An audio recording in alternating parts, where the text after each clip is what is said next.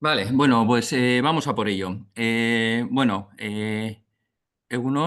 buenos días a todos. Y bueno, pues esta pequeña presentación o esta pequeña webinar o como lo queramos llamar, lo que vamos a hacer es una pequeña aproximación a la ciberseguridad, pero desde la óptica de la automoción. Que vaya por delante que no soy experto en ciberseguridad, sino que vengo del mundo de la automoción. Por tanto, espero que ese acercamiento sea más fácil. Como bien ha dicho Gaiska, pues en el centro hemos estado trabajando este tema a través de dos proyectos en los últimos años y bueno, pues eso nos ha ido dando pues, unos conocimientos y unas pinceladas de cómo afecta o de cómo la ciberseguridad en la automoción cada vez está cogiendo más y más importancia. ¿Vale? Entonces, bueno, vamos a ello. Vamos a ello. Bueno, ¿dónde nace la ciberseguridad? La ciberseguridad en automoción, digamos que hay un punto de inflexión que es en el 2015 a través de un famoso vídeo que luego, pues ahora enseguida vamos a ver, en el cual se publica en Internet pues, como dos hackers, bueno, dos personas a través de una conexión remota controlan un modelo Jeep en Estados Unidos. A partir de ahí surgen un montón de noticias en Internet en el cual se constatan ataques diarios a gran número de vehículos. En el 2019 ya se hace un ranking de qué sistemas de un vehículo automóvil son los más atacados. El top es el sistema de acceso sin llave. El 47% de los ataques van hacia el acceso al vehículo a través de la llave. Y luego ya veis, hay pues, ataques de servidores a través de las aplicaciones móviles, sistemas de información a través del Bluetooth. Bueno, todo aquello que tiene conectividad en un vehículo, pues empieza ya, es una puerta de entrada, como luego veremos. ¿Vale? Luego hablaremos un poco de la terminología del sector para que nos vayamos familiarizando. Pero esto no continúa. En el 23 ya la DGT, pues ya también otra noticia, que bueno, pues sigue siendo el top, el sistema sin llave o keyless es el top de los ataques cibernéticos. Y es curioso porque esto lo publica la DGT, pero una noticia que igual algunos ya conocéis del año pasado, a la propia DGT. El año pasado sufre un ataque cibernético y cerca de los datos de 28 millones de conductores y de casi de 32 millones de vehículos son robados a la propia DGT, para que veáis la magnitud del problema que tiene la ciberseguridad en estos momentos. No solamente a vehículos, sino el impacto que tiene a cualquier nivel de la sociedad. ¿Vale? Entonces, bueno, digamos que este es el detonante. En 2015 es el detonante. Si quieres ahora vamos a ver un pequeño vídeo donde se muestra, algunos ya conoceréis, si habéis husmeado un poquito por internet. Este pequeño vídeo está en inglés, pero bueno, está subtitulado en castellano y veis cómo pues, a través de una conexión a internet pues, pueden hacer cualquier cosa con ese vehículo. Si quieres, Gaiska, dejo de compartir Sí, más un momento. El enlace del vídeo. No, esto no. Vale, aquí tengo. Compartir. Vale. ¿Estáis viendo ahora? ¿Entiendo? Sí, Sí, ¿no? Vale. sí. Vale. ¿Y cuál de los dos es? Espera. El primero, ¿no? It's not fun to have your 2-ton SUV's brakes hacked just as you're parking in front of a ditch. Okay, hold on tight. Hold on. Oh. That's what I've learned from Charlie Miller and Chris Valasek, a pair of hackers who have spent the last year developing a piece of software that can wirelessly sabotage this 2014 Jeep Cherokee. It hasn't been altered in any way. There are no devices attached to it. But like many thousands of Jeeps around the world, it can be remotely hacked over the internet through a cellular connection to its entertainment system that would allow someone to take over its steering, its transmission, and even its brakes. To demonstrate that, I'm going to act as today's crash test dummy and drive it on the highway here in St. Louis, while Charlie and Chris hijack its digital systems from Charlie's house miles away. They wouldn't tell me what they had plans, but they assured me that it wouldn't be anything life-threatening. Remember, Andy, no matter what happens, don't panic. It's not the first time I've driven a car while it's being attacked by these two hackers. But in 2013, they were in the back seat, and their laptops were wired into the vehicle through a port in its dashboard.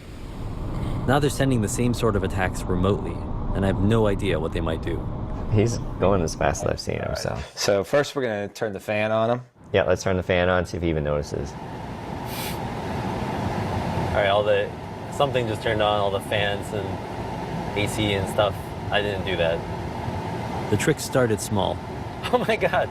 There's a picture of Charlie and Chris in tracksuits that just appeared on the dashboard. But as I drove down the interstate, things started getting unpleasant and very loud.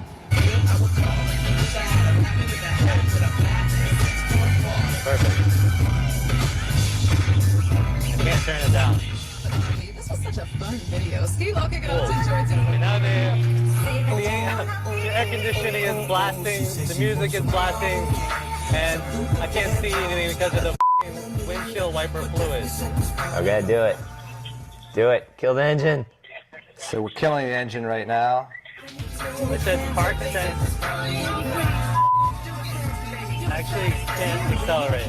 I stomped on the gas, but the Jeep slowed to a crawl. It says 43 miles an hour, but I'm not going that fast. I turned on my hazard lights, but I was still stuck in the right lane with no shoulder to escape onto.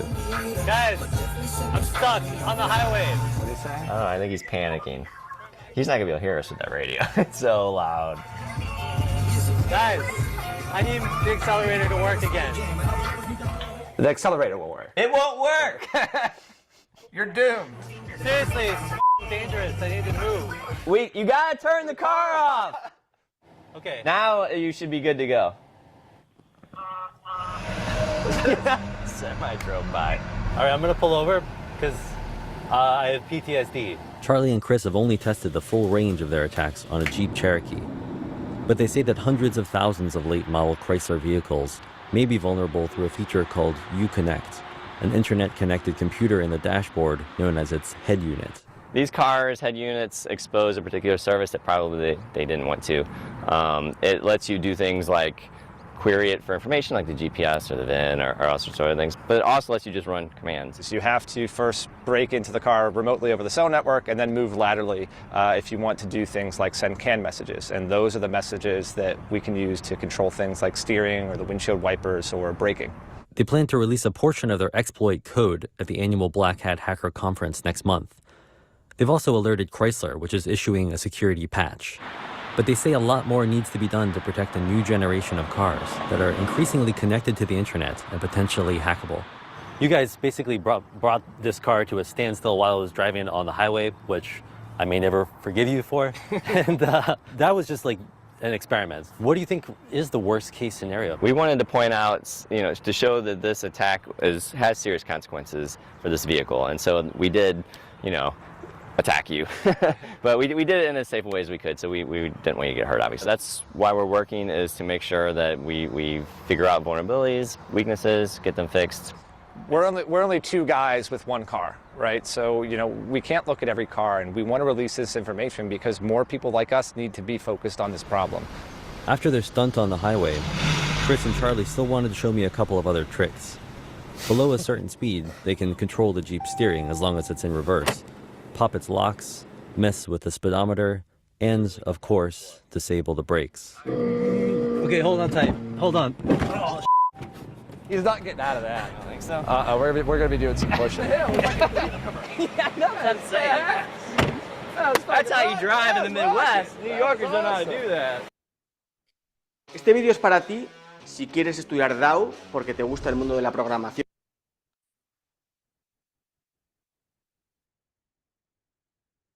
Vale, dejo de compartir yo, Alberto. ¿Compartes tú? Muy interesante el vídeo, la verdad. Sí.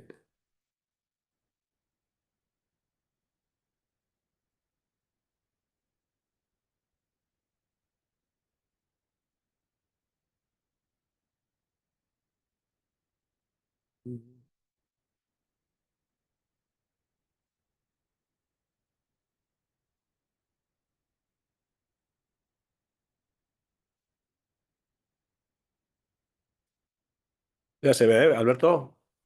Puedes. No se te escucha, ¿eh? Abre el micro. Sí.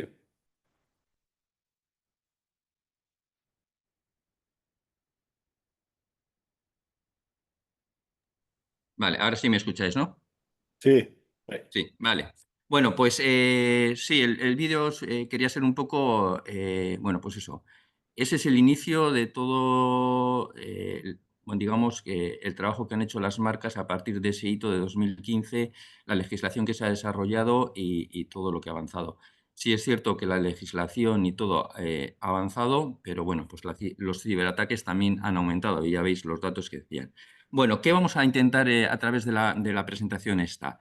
Pues palabras que aparecen ahí que desde el mundo de la automoción no sean eh, reconocibles, ¿vale? Que sepamos que es un vector de ataque, que es un sistema ciberseguro, bueno, que es una vulnerabilidad. Son palabras que nos suenan, pero que quizás no sepamos exactamente qué significan en el argot de ciberseguridad y no sabemos cómo aplicarlos en el mundo de automoción, en el mundo de nuestro, ¿no? Ya veis, hay un montón de palabras que vamos a intentar ir desgranando. Vamos al contexto. El contexto es que estamos en un presente futuro en el cual tenemos los vehículos cada vez más conectados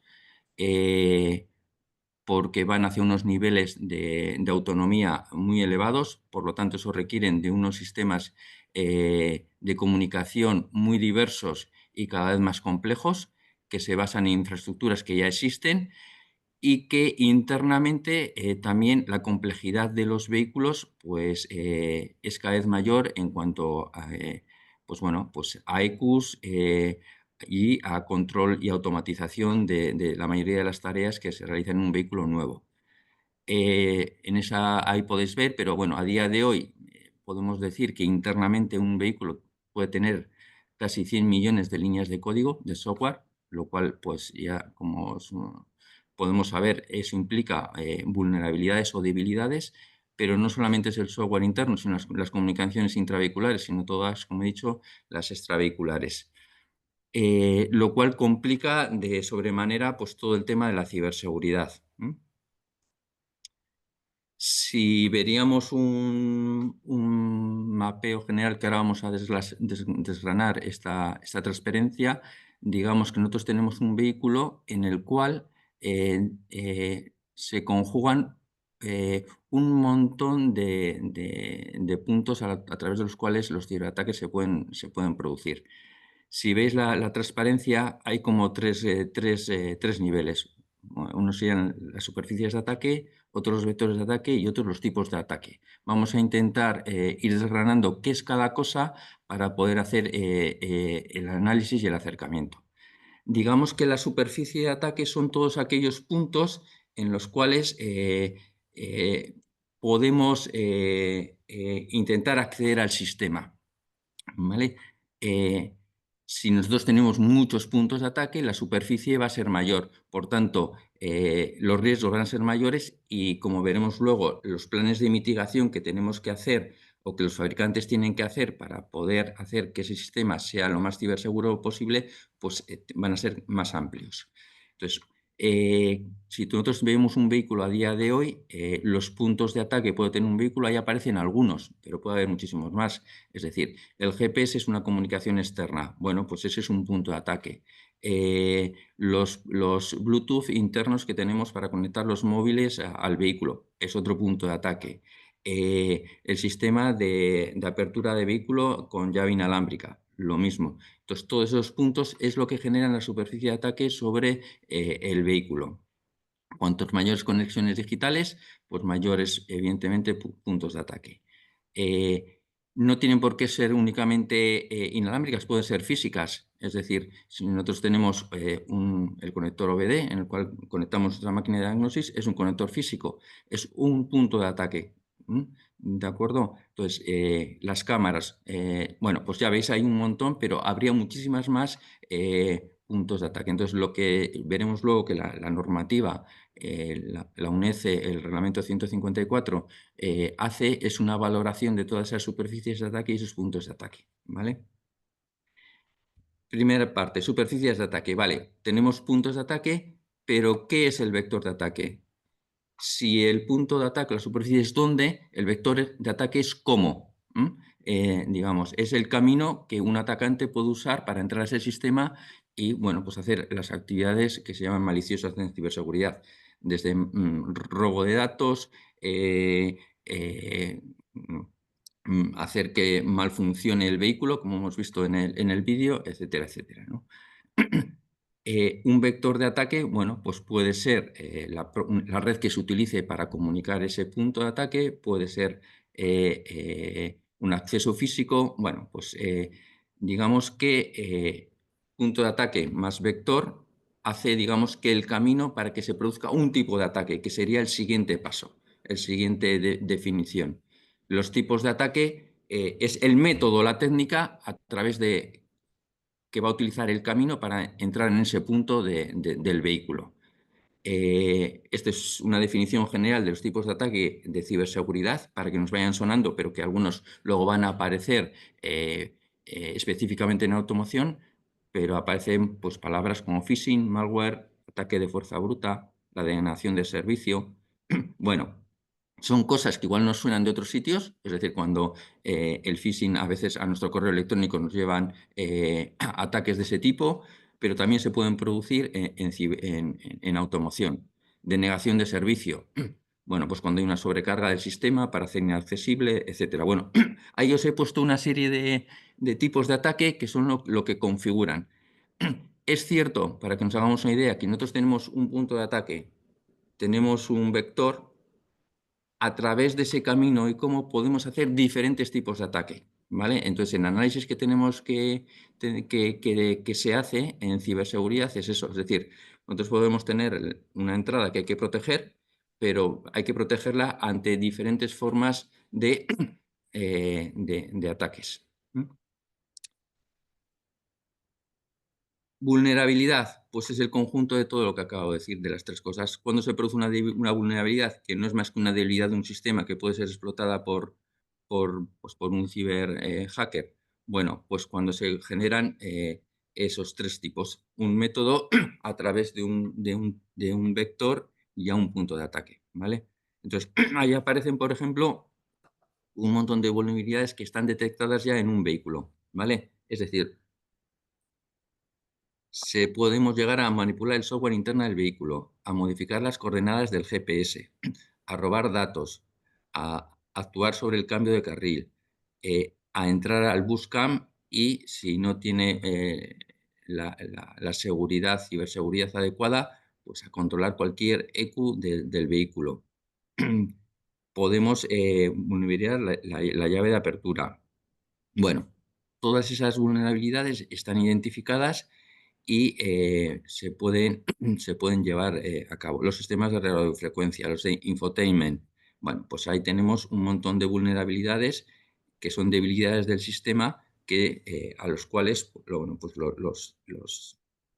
digamos que los hackers pueden entrar. Frente a estas vulnerabilidades, lo que se hace desde la otra parte son las mitigaciones, ¿vale? Bueno, antes unos ejemplos de ataques en automoción para que vayamos centrando. Lo que he ido aquí es identificando los tipos de ataques generales, ¿vale? Malware, spoofing, denegación de servicio, ataque a repetición y poniendo un ejemplo que se produce en automoción. Vale, por ejemplo, ataque de malware, que es genéricamente es un software que es malicioso y que puede infectar y dañar o robar datos. ¿Cuál sería, por ejemplo, un ejemplo? Todos los vehículos, la mayoría o muchos, salen ahora con el sistema OTA, que es actualizaciones sobre el aire, es decir, en el aire, es decir, el vehículo de repente en el infotainment aparece la pantalla de que está disponible una Alberto, actualización. ¿Sí? no sé si ha habido un cambio. ¿Estáis viendo la presentación o estáis viendo ahora el vídeo? ¿Abría el micrófono alguno? Es que tiene aquí un problema. Yo veo YouTube. Sí, tienes que compartir otra vez, perdona. Sí. ¿Tengo que volver a compartir? Sí.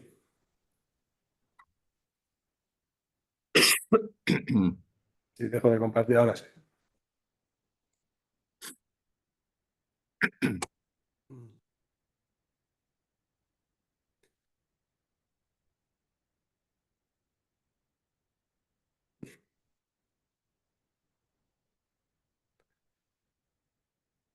Estaba preparando el vídeo que me has comentado antes, estaba observando y claro, como yo tengo el tema configurado como administrador, a poco que toque yo, se conecta a mi parte. Vale. Vale, acá tú. Aparece la presentación de ejemplos de automoción. Ahí. ¿Sí? Sí. Estamos. Sí. Vale, pues continúo. Bueno, lo que decía, por ejemplo, un ataque de malware se produce cuando, por ejemplo, un coche está actualizando, cuando está parado por la noche y tiene una actualización de la marca, y se podría acceder sobre la comunicación inalámbrica en la cual está y puede alterar ese firmware y puede comprometer su funcionamiento. Ese sería un ataque de malware. Por ejemplo, un spoofing, que es otro tipo de ataque, ¿vale? Es cuando se hace pasar por una identidad distinta a través de falsificar datos en una comunicación, ¿no? Esa es la definición en ciberseguridad. ¿Cómo se podría producir en automoción? Pues imaginaros que el GPS del coche recibe señales falsos de navegación. Con esos datos falsos que está recibiendo el GPS del coche, lo que podrían hacerse es desviarse de su ruta original, ¿vale? Y llevarlo a otro lado. Un ataque de denegación de servicio. Se trata de una sobrecarga, es decir, que a un sistema le estás mandando un montón de información para saturar el sistema. Pues eso se puede producir sobre un vehículo bloqueando el sistema de asistencia, por ejemplo, y dejando al vehículo inoperativo. O un ataque de repetición, que este es uno de los más conocidos, pues se llama reply attack. Es, digamos, capturar información y posteriormente reenviándola para suplantar identidad. Esto es lo que se hace cuando se roban los coches a través de interferir la señal de la llave inalámbrica, ¿no? De apertura. Un atacante con algún dispositivo captura la señal de radiofrecuencia de la llave del automóvil, la reproduce y desbloquea el vehículo sin la llave original. Esto sería un replay attack. Estos son algunos ejemplos de ataques que se producen en automoción. Para identificar esto, por ejemplo, este dispositivo, que es un flipper, se puso muy de moda hace un par de años. Si quieres vemos el vídeo, Gaisca. Vale, pues comparto yo. Creo que no tienes que hacer nada, compartir con la pena.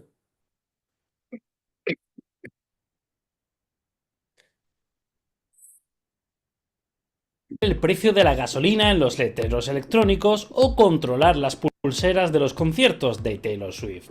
Este aparatito a primera vista tan inofensivo ha estado en el punto de mira de muchos países por lo peligroso que puede resultar.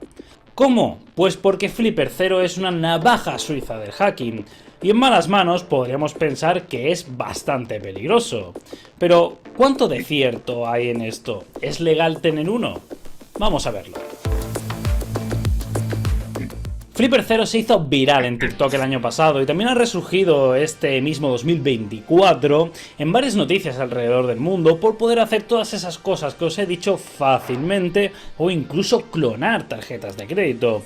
Pero bueno, ya os digo que en internet, como siempre, se suelen exagerar bastante las cosas. Se inventó para otra cosa, pero se está aplicando hoy este flipper para delinquir. Los delincuentes ahora cuentan con una nueva tecnología para robar autos, para robar en domicilios, inhibidores de alarma. It's called a Flipper Zero, and at least one area school has already had a problem with it.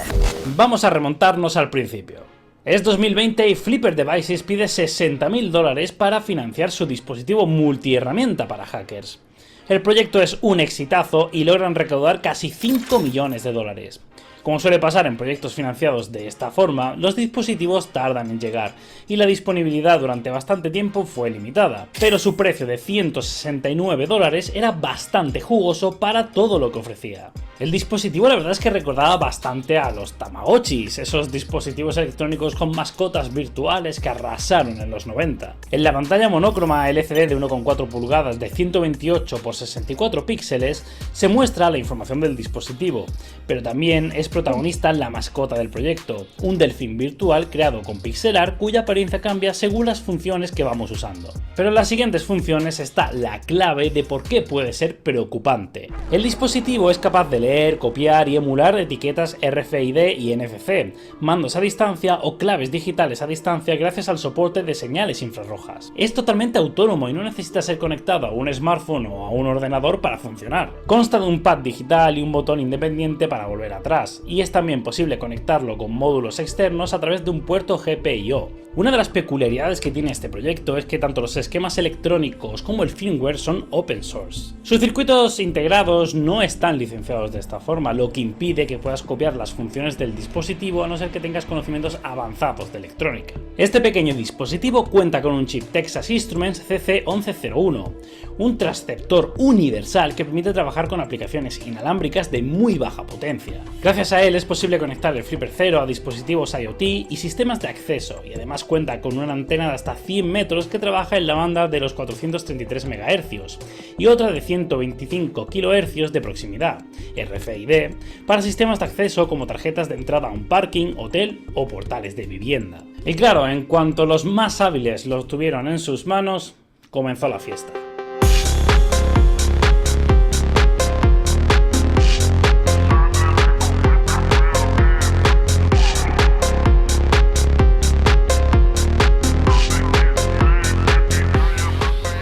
Esa capacidad de recepción, emulación y emisión de señales inalámbricas permite potencialmente conectarlo a cualquier dispositivo e incluso clonarlo o interferir en sus comunicaciones. Entre ellos llaves de coche, de garaje, sensores de movimiento, videotimbres, ventiladores, LEDs, interruptores, aspersores, termostatos o dispositivos más llamativos como collares de perro.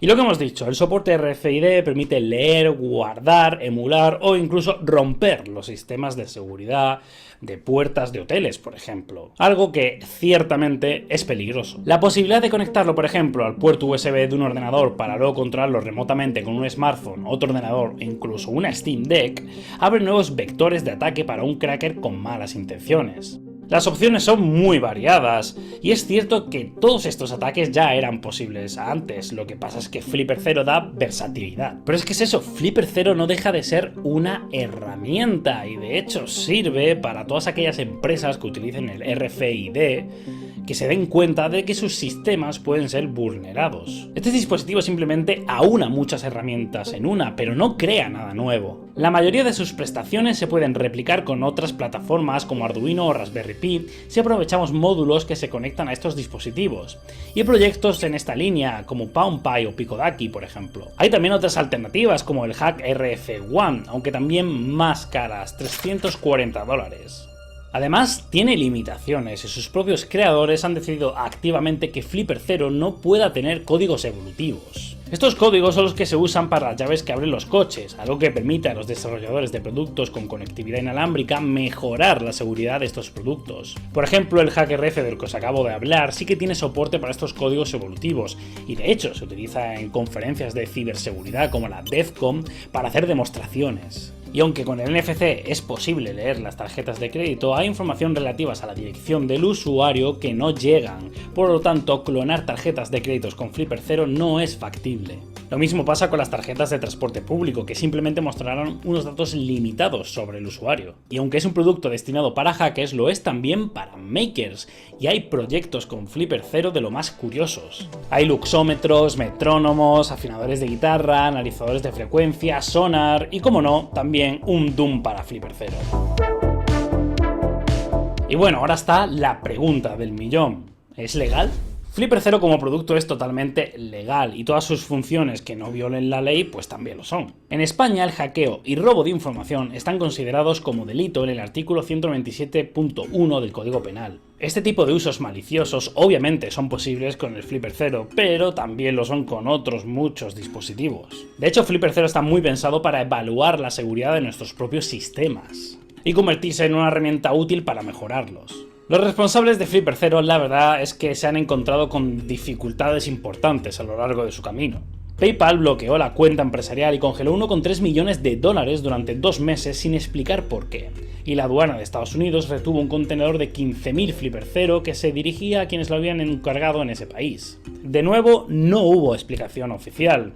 Y Brasil y Canadá han baneado la compra de este dispositivo por el potencial que tiene para usos maliciosos. Así que como veis, Flipper Zero es como otras muchas cosas. Una herramienta espectacular en buenas manos y una herramienta bastante peligrosa en malas. Al ser un producto bastante asequible para prácticamente todo el mundo, se entiende también la exageración y que simplemente con un botón vas a poder hackear lo que quieras, y esto no es así. Requiere de unos conocimientos previos para poder realizar todo esto. Pero vosotros, ataqueros, ¿qué pensáis de Flipper Zero? Me encantará leeros en los comentarios y yo me despido ya y nos vemos como siempre en el próximo vídeo.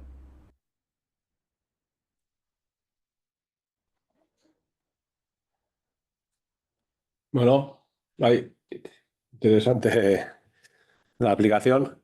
Si tienes que volver a abrir el micro y volver a compartir, vale, ya estamos. Ahí. Seguimos. Ahí. El micro, abre el micro, sí.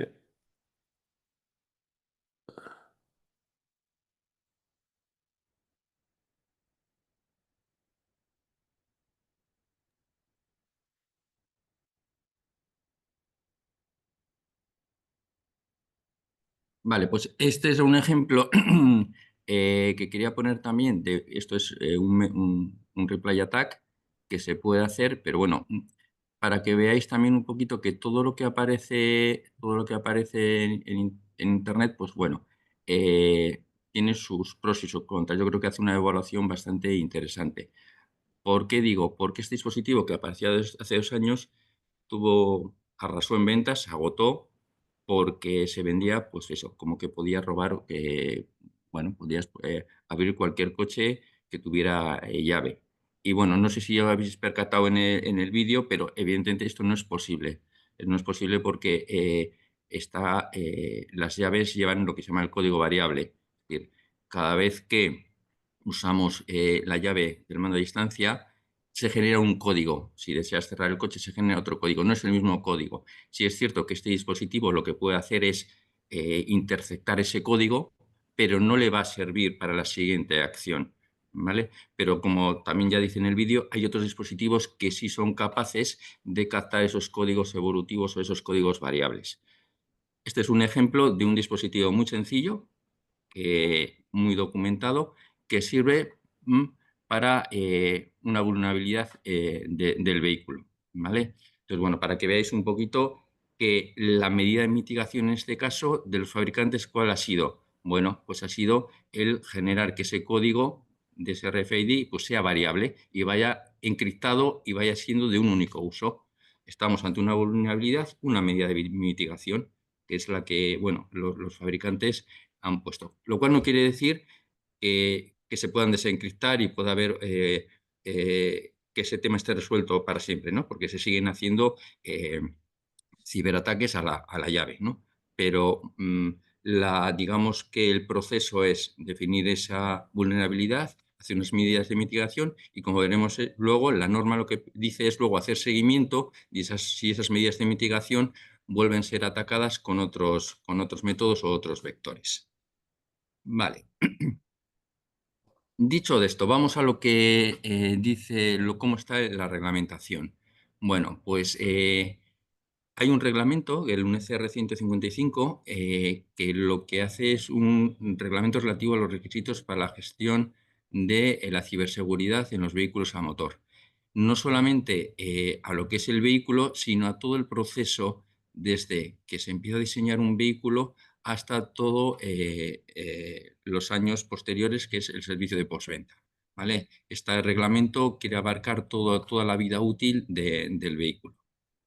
Este reglamento, bueno, pues ya se ha puesto en marcha a través de los vehículos que se han homologado a partir del 7 de julio del año pasado ya tienen que ir con esta reglamentación, ¿vale? Entonces vamos a ir explicando un poquito en qué consiste, a quién afecta y en qué consiste.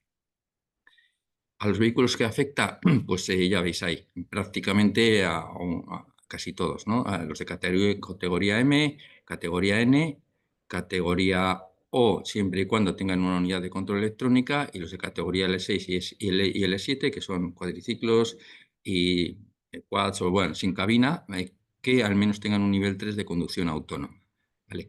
Cualquier vehículo nuevo que se comercialice en Europa con estas características tiene ya que cumplir el reglamento de la UNECE, el R155. ¿Vale?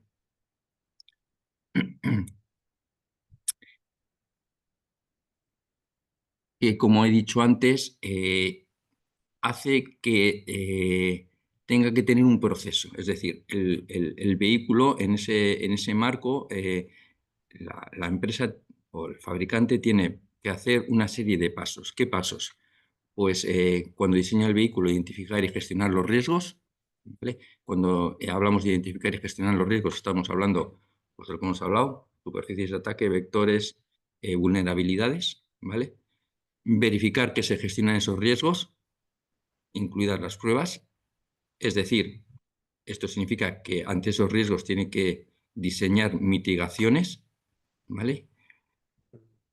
Posteriormente, tiene que asegurar que esa evaluación de riesgos se mantengan actualizadas, es decir, tú puedes hacer un diseño, fabricar un vehículo, pero los riesgos pueden ir, cuando el vehículo sale al mercado, puede haber ciberataques, puede haber otras vulnerabilidades que destapan, entonces el fabricante tiene que asegurar que esas evaluaciones de riesgos se mantienen actualizadas.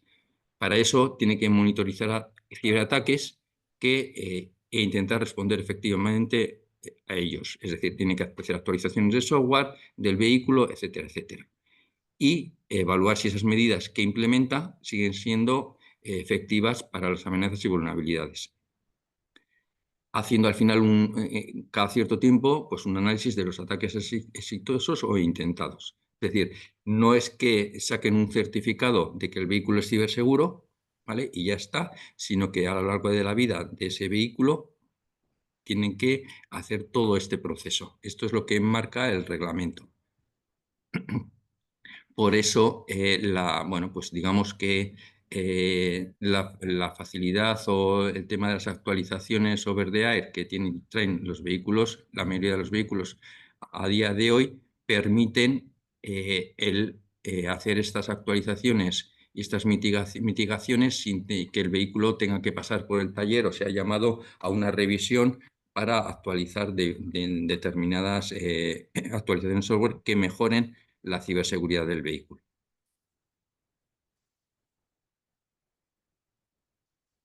La norma indica también que, bueno, pues todo este proceso que acabo de explicar, bueno, pues aparte de todo eso, identifica ya 70 amenazas básicas, ¿vale? Y esas 70 amenazas básicas las divide como en 7 apartados. Esos 7 apartados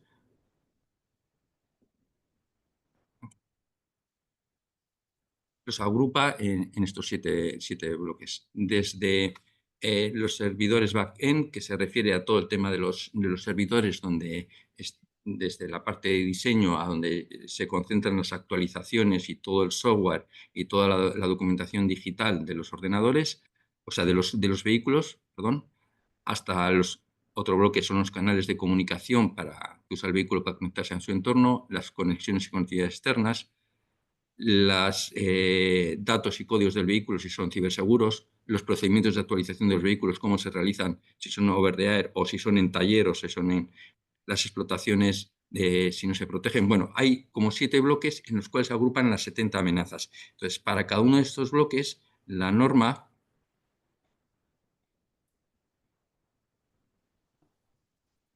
pongo un par de ejemplos, hace una descripción, por ejemplo, en este bloque de servidores, hace una descripción general. De esa descripción general genera unas vulnerabilidades. Veis que pone a la derecha ejemplo de vulnerabilidades o método de ataque en el cual se puede producir en eso, y define también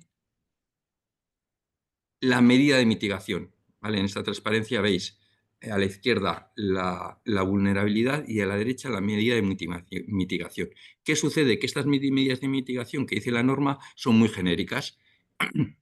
Son muy genéricas y luego cada fabricante tiene que llevarlas a tierra, es decir, ver las acciones concretas para hacer esa medida de mitigación. De hecho, luego al final de la presentación os dejo un link a una documentación que ha generado el Instituto Nacional de Ciberseguridad, aquí donde esas medidas de mitigación ya las aterriza más. Os he puesto los ejemplos ya descritos por el INCIBE, que es el Instituto Nacional de Ciberseguridad, donde ya ante esas amenazas ya las medidas de mitigación ya son más concretas, ¿vale?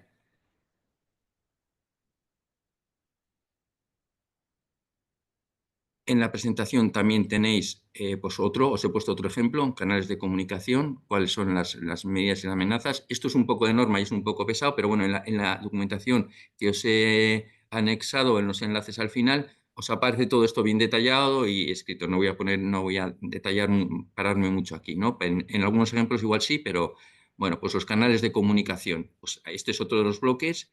Los vehículos se pueden conectar a otros vehículos o infraestructuras. Entonces, bueno, pues en esa conexión se pueden suplantar identidades, se pueden inyectar software malicioso que pueden dañar los canales de comunicación, manipular. Bueno, pues en ese aspecto lo mismo. Aparecen las amenazas y las medidas de mitigación. Y en esas medidas de mitigación, pues aparecen lo que en sistemas ya más informáticos, por ejemplo, pues, criptografías, bueno, verificaciones de autenticidad, de integridad de mensajes, son temas ya más a nivel de informática, más que a nivel de automoción, pero que están involucrados en esos canales de comunicación y que los fabricantes pues tienen que incluir. Aquí también os pongo en azul, pues, bueno, pues lo que el INCIBE nos comenta, que son medidas más concretas, ¿vale? Pues agentes de monitorización, implantar listas de software permitiendo su instalación, copias de seguridad, de controles de integridad, restringir el acceso al software. Bueno, pues son cosas o, bueno, son medidas ya más a nivel de software, más internas. Bueno, ¿cuál es el proceso de certificación del vehículo? Pues el proceso de certificación lleva estos 8 pasos, ¿vale? El primer paso es que el fabricante, antes de empezar a nada, implementa un sistema de gestión en cumplimiento con la norma, es decir, plantea un sistema que da respuesta a esas 70 amenazas que acabamos de enumerar en esos 7 bloques, y ese fabricante solicita a una autoridad certificadora externa, ¿vale? Que le dé un certificado de cumplimiento, como una auditoría. Es decir, en los centros tenemos auditorías, cuando tenemos una serie de procesos, viene una auditoría externa y nos hace una auditoría. Bueno, pues el fabricante tiene que hacer lo mismo, presentar un proceso, un sistema de gestión, ¿vale? Y ese sistema de gestión es evaluado en un paso por esa autoridad certificadora, ¿vale? Una vez que es evaluado, el fabricante declara que va a cumplir ese sistema de gestión de ciberseguridad y recibe un certificado con una vigencia de 3 años, ¿vale? Una vez que pasan esos 3 años, tiene que volver a renovar esa declaración de cumplimiento. Una vez que tiene ese certificado de ciberseguridad de 3 años, el fabricante ya puede empezar a desarrollar la arquitectura de su vehículo, ¿vale? Con el sistema de gestión de ciberseguridad integrado en todos sus procesos. El fabricante desarrolla el vehículo, ¿vale? Y cuando ya tiene el prototipo y lo va a sacar a la venta, bueno, pues el modelo de vehículo antes de sacar a la venta es evaluado por la autoridad certificadora, ¿vale? O por un servicio técnico externo a la marca y emite el certificado al modelo. Es decir, certifica... Bueno, pues el caso en el cual las cajas estén totalmente... Certifica que todo el proceso que el fabricante ha dicho que va a seguir para garantizar la ciberseguridad se ha cumplido. Y una vez que se emite por la autoridad externa este certificado al modelo, es cuando se puede, bueno, pues, sacar la etiqueta de vehículo ciberseguro, que es una etiqueta que tiene este formato, ¿vale? Esto es por norma, con el distintivo del país, el número del reglamento, el 155 es el reglamento de ciberseguridad, ¿vale? El reglamento, un guión y luego el número de homologación. Bueno, con esta etiqueta de vehículo ciberseguro, pues a partir de julio de 2024, ese vehículo pues ya puede ser vendido en Europa, ¿vale? Y esta etiqueta, pues bueno, como pone ahí, debe situarse en una forma visible, accesible, cerca de la placa de identificación del vehículo, ¿vale? Debe ir de añadido. Esta es la homologación y el proceso de homologación que todo fabricante debe llevar a cabo para identificar que el vehículo sea ciberseguro. Pero el tema no acaba aquí, porque en su proceso de gestión de ciberseguridad, lo que tiene que hacer el fabricante es hacer seguimiento de ese vehículo que ya se está vendiendo, si está sufriendo ciberataques, si las medidas de mitigación que había previsto bueno, pues son adecuadas, y en el caso contrario, pues tendrá que hacer actualizaciones de software y actualizar su sistema de gestión. Y anualmente debe pasar esa auditoría para actualizar ese sistema de gestión. Y en el caso de cada 3 años, pues hacer una actualización de mayor rango, en el cual puede ser pues, que parte incida también en los nuevos modelos que fabrique. Y este es un poquito el proceso digamos, de etiquetado y de ambiente ciberseguro, ¿vale? Para todos los vehículos que se fabrican en Europa, ¿vale? En Estados Unidos existe otra reglamentación diferente, pero esto es básicamente aquí. Bueno, con esto quería hacer, estamos cerca de la hora, pero bueno, con esto quería hacer como 2 partes. La primera parte he hecho un poquito cuáles son un poco los conocimientos básicos de conceptos que tenemos que saber de ciberseguridad y automoción, y en esta parte la reglamentación que en este momento se está llevando a cabo en Europa. Relacionado con esto, un pequeño apunte en el cual, ¿cómo podríamos, por ejemplo, si nos acercáramos a la ciberseguridad desde Euskelec, ¿no? Es decir, ¿cómo podríamos bueno, pues ir llevando esto a nuestros alumnos y podríamos ir analizando situaciones? Bueno, pues a mí se me ocurría que esa primera aproximación a ciberseguridad lo podríamos hacer como en un par de pasos, ¿no? En un primer paso podría ser ir analizando en el vehículo de Euskelec que estamos construyendo, pues, cuáles son las superficies de ataque, ¿vale? Es decir, qué elementos son susceptibles de tener comunicaciones, de tener software, de ser manipulados, ¿vale? A través de qué vectores y a través de qué métodos, ¿no? Eso podría ser un pequeño ejercicio que se podría hacer pues, con el alumnado. Y cuando estamos hablando aquí, se me ocurría, repasando ayer la presentación, es decir, bueno, podría hacerse incluso no solamente en análisis del vehículo, podríamos extenderlo también al proyecto, es decir, podríamos hacer el ejercicio de decir, bueno, cuando estamos desarrollando el vehículo, ¿dónde tenemos la documentación que vamos generando? Los esquemas que estamos fabricando, el diseño de los desafíos, ¿los tenemos protegidos en lugares seguros o podría ser que otro equipo podría acceder remotamente a esos, donde tengamos esa información y podría cogernos los planos, las configuraciones que estamos haciendo, no sé, las pruebas que estamos haciendo circulando con el vehículo? Bueno, pues ese sería un poquito analizar a través de bueno, pues cuáles podrían ser los puntos de ataque, qué debilidades o vulnerabilidades podríamos tener, ¿no? Y en un segundo paso, definiendo estos canales, pues ya, pues eso, pensar en las vulnerabilidades que se podrían realizar, y se podría hacer incluso, pues, definir en modo pues, muy sencillo un plan de riesgos, qué riesgos podemos tener.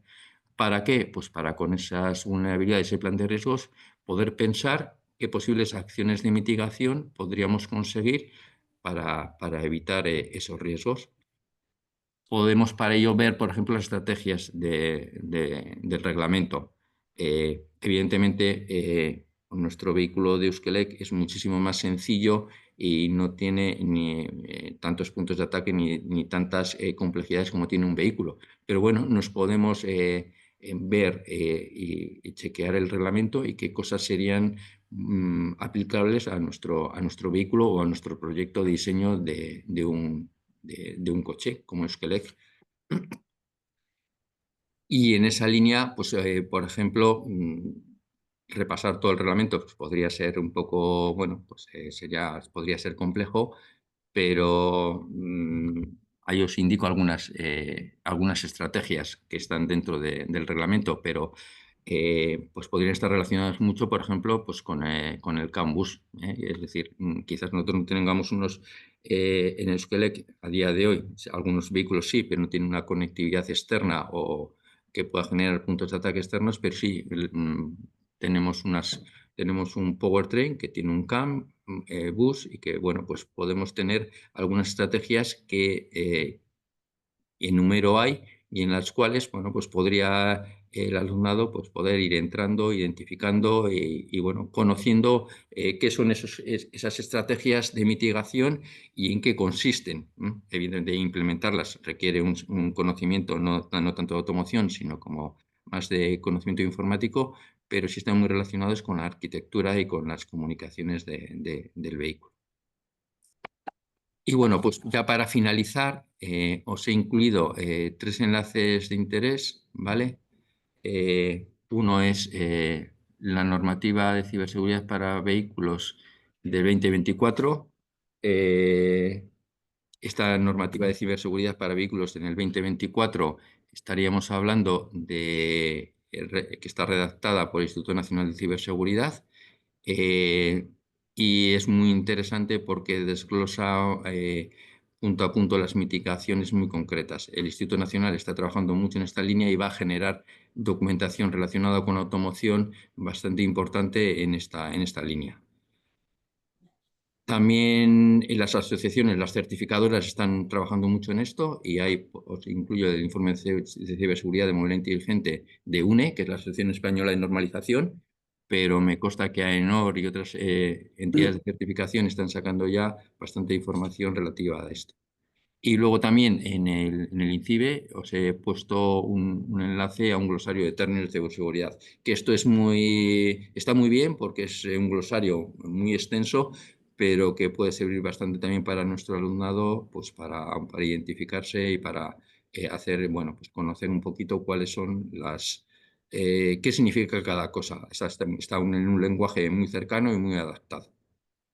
Y bueno, pues hasta aquí la presentación. Me he pasado un poquito, 5 minutos, pero bueno. Bueno, nosotros en el proyecto, para finalizar, tenemos mucha documentación que hemos generado y muchas, bueno, pues profundizaciones quizás en el Buscam. Tenemos algunas maquetas también que estábamos utilizando y poniendo para simular algunos ataques. Entonces, bueno, os dejo aquí mi contacto y el de Miquel, que estamos trabajando en ello, y si en algún momento pues, necesitáis más información o bueno, pues tener una reunión al respecto, pues bueno, pues aquí tenéis nuestros contactos. Y bueno, pues gracias por estar en este webinar y bueno, pues dejo de compartir y si hubiera alguna pregunta, pues no sé si tenemos tiempo, Gaiska, pues